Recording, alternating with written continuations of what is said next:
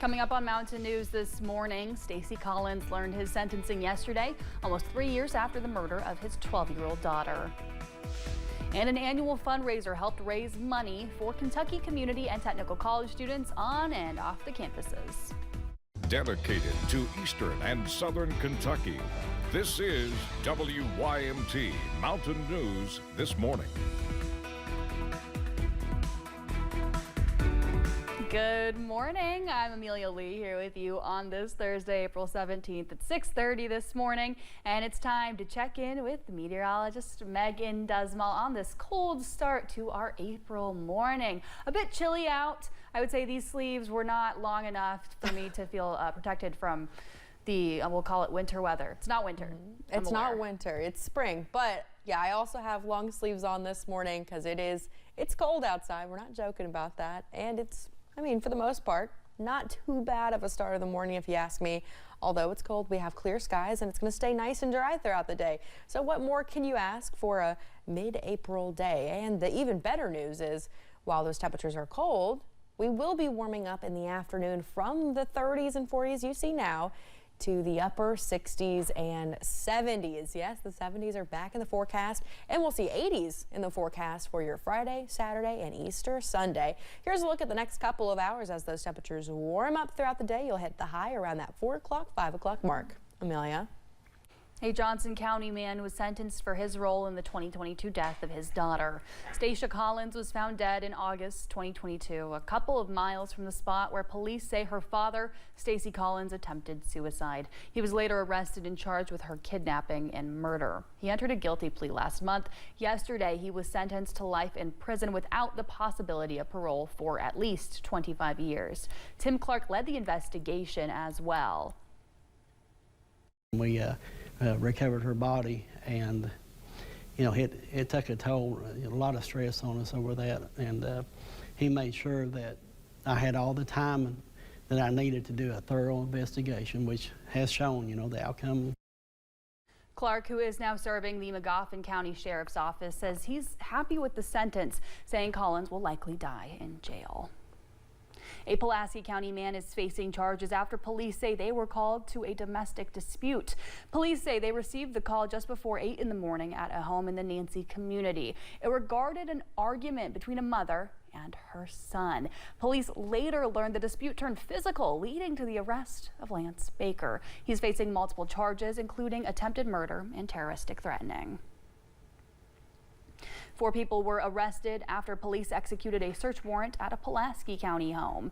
Police received a tip about possible drug trafficking last Friday. When police went inside the home, they noticed Jared Polston attempting to leave through the bathroom. Police say they later found suspected meth, heroin, and other paraphernalia in the kitchen. Polston, Destiny Wire, Jonathan Dick, and Taylor Hobbs were all arrested. A Hardin County man was arrested after police discovered he failed to comply with the state's sex offender registration. Last weekend, police went to an apartment complex in Whitley County regarding the situation. When Paul Worley gave police his identity, they learned he was a registered sex offender with a previous sexual offense conviction. Later, police learned Worley was staying within close range of a playground. In Boyd County, a doctor faces up to 3 years in prison after he pleaded guilty to fraud charges. Federal prosecutors say Dr. Matthew Lewis sold misbranded drugs at a weight loss clinic. Officials say he bought the weight loss drug semaglutide from unauthorized suppliers. His practice made nearly $250,000 by selling it. Lewis will be sentenced in August. An East Tennessee pastor who was kidnapped in South Africa is now safe. That's according to a South African police officer. Josh Sullivan's rescue followed a shootout with the suspected kidnappers. 3 people were killed, but police say Sullivan was not hurt. Recently, our sister station out of Knoxville spoke with the pastor of Sullivan's home church. He says the congregation leaned on the power of prayer throughout this situation. Too many times God's people are astonished that he answers their prayers, but he does answer our prayers. He's faithful to do that, and we're just praying and trusting the Lord that he'll bring Josh back safely to us and to his family. Some Tennessee lawmakers reacted to Sullivan's rescue. Senator Marsha Blackburn says she is grateful, and she also thanks the law enforcement officers who risked their lives to rescue him.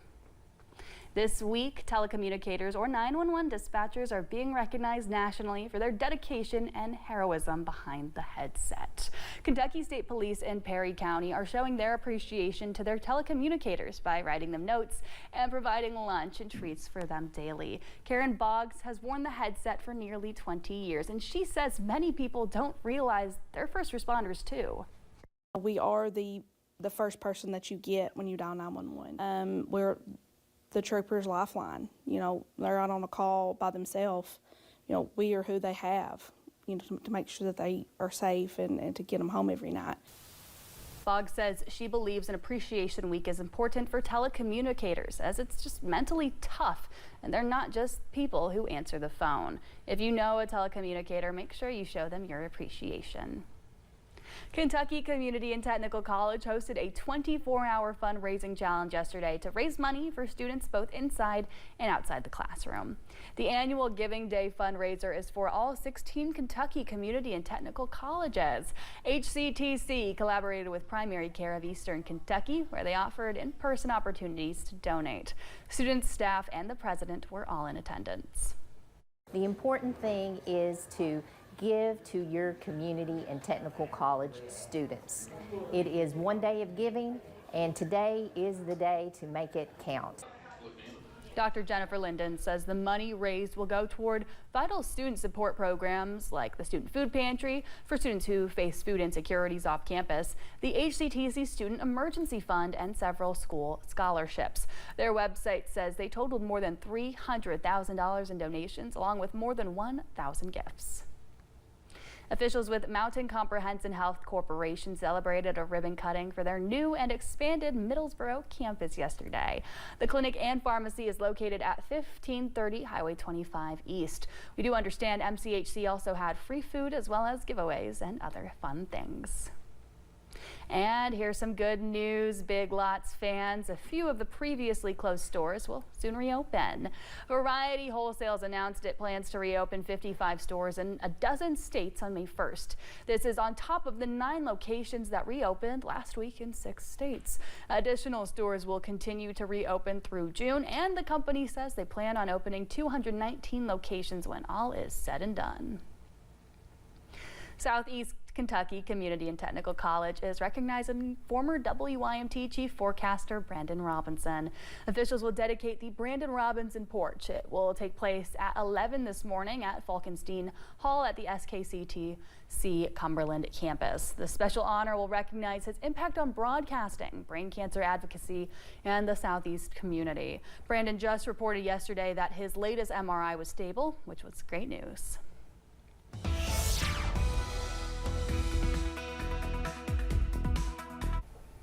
And as you're heading out the door this morning, expect some chilly temperatures in the 30s and 40s, near freezing for some cities as you're traveling more towards north, at freezing for Boonville 32 as well as Louisa. Now, the good news is we do warm up throughout the day and that the winds are nice and calm this morning, making those temperatures not feel any colder than they already are. Now, for those high temperatures that I mentioned, we will be sitting in the upper 60s and a low 70s. So it's definitely going to be a nice afternoon, although cloudy. Speaking of the afternoon, here's what you need to know as you're going throughout the day. On the way to school, temperatures will be in the low 40s with sunny skies, but cloud cover will increase into the afternoon with temperatures in the upper 60s and low 70s. Amelia. Thanks, Megan. It's 6:40. Still to come on Mountain News this morning. Our coverage of the East Kentucky Leadership Awards continues with a man from Connecticut that dedicated his work to Appalachia.